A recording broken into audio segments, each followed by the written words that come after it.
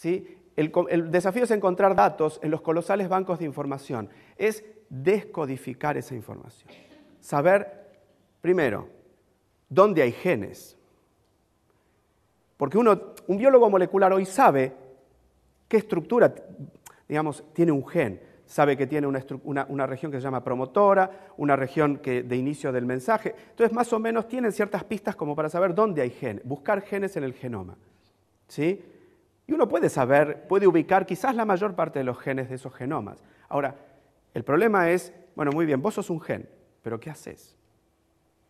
A menos que uno tenga cierta información adicional que sepa que un gen, cuando muta, produce, por ejemplo, alguna enfermedad metabólica o alguna enfermedad hormonal o lo que fuere, uno puede identificar qué es lo que hace ese gen. Pero en general es muy difícil de saber. Ese es el desafío, saber dónde están los genes, pero más importante es saber qué hacen.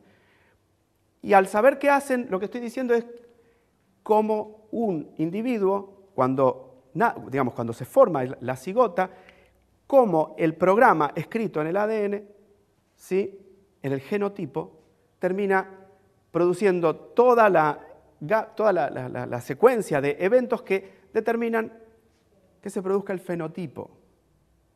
Ese es un desafío central en biología evolutiva, en la biología del desarrollo hoy en día, saber cómo pasamos de un genotipo a que se forme, a que se exprese el fenotipo. Y por otro lado también, a los biólogos evolutivos nos importa mucho eso también, porque de esa manera podemos intentar identificar en el ADN cuáles son los cambios que están implicados en la adaptación de las especies a su ambiente. Mucho se habla en distintos círculos acerca de la naturaleza humana, ¿no es cierto? ¿Qué es lo que nos hace humanos? ¿Por qué? ¿Qué es lo que nos diferencia a nosotros de las especies hermanas? Por ejemplo, el hombre de Neandertal, con el cual no solamente compartimos distintas áreas de Europa, Asia, sino también los datos actuales lo que están diciendo es que hibridaron especies Homo neanderthalensis y Homo sapiens, hibridaron. Hace poquito salió publicado un artículo del genoma, un borrador de un parcial de un genoma de 5 individuos de Neandertal, de la especie Homo neanderthalensis, que muestran que hoy día nosotros, algunos, muy probablemente, la mayor parte de nosotros seguramente tenemos ancestralidad europea, quizás alguno de nosotros lleve algún alelo de algún hombre de Neandertal en los genomas. Entonces, ¿qué es lo que nos hizo diferentes respecto del hombre de Neandertal o de las otras especies hermanas? ¿Sí? Por ejemplo, saber cómo adquirimos esto que llevamos arriba de los hombros, ¿sí? El cerebro, que es ese órgano que está que está obviamente relacionado con nuestra capacidad interminable de desarrollar tecnología y modificar el ambiente.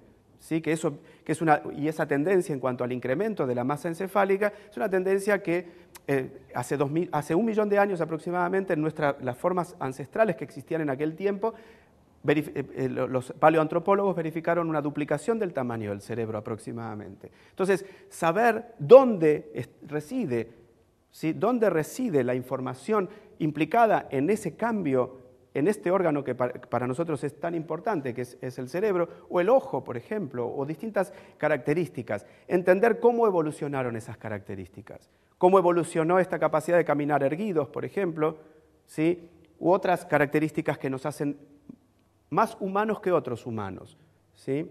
Porque Neandertal también es humano, porque es del mismo género, Homo, ¿verdad? ¿Ah? ¿El Homo? ¿Cuál? ¿Neandertal? No sabemos nada, no sabemos mucho de Neandertal. Lo que sí sabemos es que tenía ciertas, tecnología también. Y hoy día lo que se piensa también es que el hombre de Neandertal por un lado tenía tecnología, lo que hoy día se está especulando también es que quizás también tenía la capacidad de comunicarse mediante el lenguaje como nosotros. Eso es un tema también que está en discusión. Pero más allá de todo, el ADN, ¿sí?, lo que están haciendo los genómicos, los especialistas en genómica, están produciendo una gran cantidad de información. Pero al contar con un genoma, ¿sí?, en el ADN tenemos una vasta fuente de información que es donde está escrita nuestra historia, ¿sí? Está escrita nuestra historia. Y esa historia, lo que vamos a ver es que confirma lo que Darwin pensaba, ¿sí? Esta figura, que es donde en ese libro, en esa libreta de apuntes que Darwin llevaba, aparece una figura que es central en el pensamiento darwiniano, que es esta forma de la vida arborescente, en donde, digamos, las formas digamos que están más cercanas, sí son las que comparten un ancestro común más reciente, hasta llegar a ese ancestro común original que dio origen a del cual derivan todas las formas de vida actuales. Esta figura también es maravillosa, es preciosa. Piensen que esto Darwin lo produjo en 1837. Hoy día, este tipo de representaciones de la historia de la vida en los libros de texto, básicamente de biología evolutiva, están, y los biólogos moleculares, etcétera, utilizan este tipo de representaciones. Pero aparte de que está escrita nuestra historia, el ADN es un elemento cotidiano en nuestra vida, ¿sí? Porque no solamente está escrita nuestra historia, está escrita nuestra ancestralidad. Y todo el mundo, la mayor parte de la gente, salvo cuando están en juego algunas cosas, ¿sí?, acepta utilizar el ADN en aplicaciones forenses. Acepta, por ejemplo, para condenar la información que está escrita en el ADN para condenar un violador, por ejemplo, o un asesino, o un apropiador, ¿sí? Entonces, en el ADN también, aparte de estar escrita la información necesaria para sus aplicaciones forenses, en el ADN está escrita la historia de la vida. Sin embargo, la mayor parte de la gente acepta la aplicación forense. Sin embargo, por ejemplo, en Estados Unidos, el 50% de la gente duda o niega la evolución. Hace poco salió publicada una encuesta en donde se hacían preguntas a la gente, al común de la gente, sobre contenidos evolutivos, nuestro origen, distintas cosas. En Estados Unidos y Turquía son los países en los cuales la idea de la evolución eran los países en donde menos había permeado la idea de la evolución, en el común de la gente. El 50% en Estados Unidos duda o niega la evolución. En Estados Unidos, especialmente en los estados más campesinos, digamos, los del centro. En los estados costeros, en general, California, el estado de Nueva York y toda la zona de Nueva Inglaterra, etc., allí en general, la mayor parte de la gente es mucho más, si quieren, más culta en el sentido evolutivo, ¿sí? Pero en el centro, en los estados del centro, en los estados más campesinos, en general son estados mucho más conservadores en ese sentido. De hecho, está El juicio del mono, la película que tuvo ya creo que 3 o 4 ediciones, donde se enjuicia a un maestro por haber enseñado, eso es en los años, no sé, 30, 40, 20. Ok.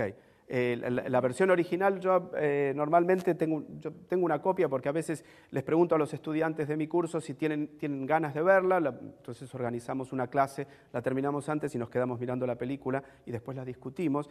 La versión original, la de Heredarás el viento, bueno, la siguiente también se llamó Heredarás el viento, con el papá de Michael Douglas, Kirk Douglas, pero yo les muestro la anterior que es en blanco y negro, que es con... Bueno, tampoco me acuerdo el nombre de los actores. Sí, es preciosa, la película es muy buena. La de Jack Lemmon y Kirk Douglas también está buena, que es la segunda que yo vi. Pero ahora creo que se hizo una nueva. Bien, entonces, aceptar las aplicaciones es sencillo, pero aceptar las implicancias evolutivas es muy difícil. ¿Por qué es difícil? Veámoslo en el sentido de analizar los 3 componentes del argumento darwiniano. Son 3. La variación, central en el argumento darwiniano. La selección natural, también central en el argumento darwiniano. Y el tiempo.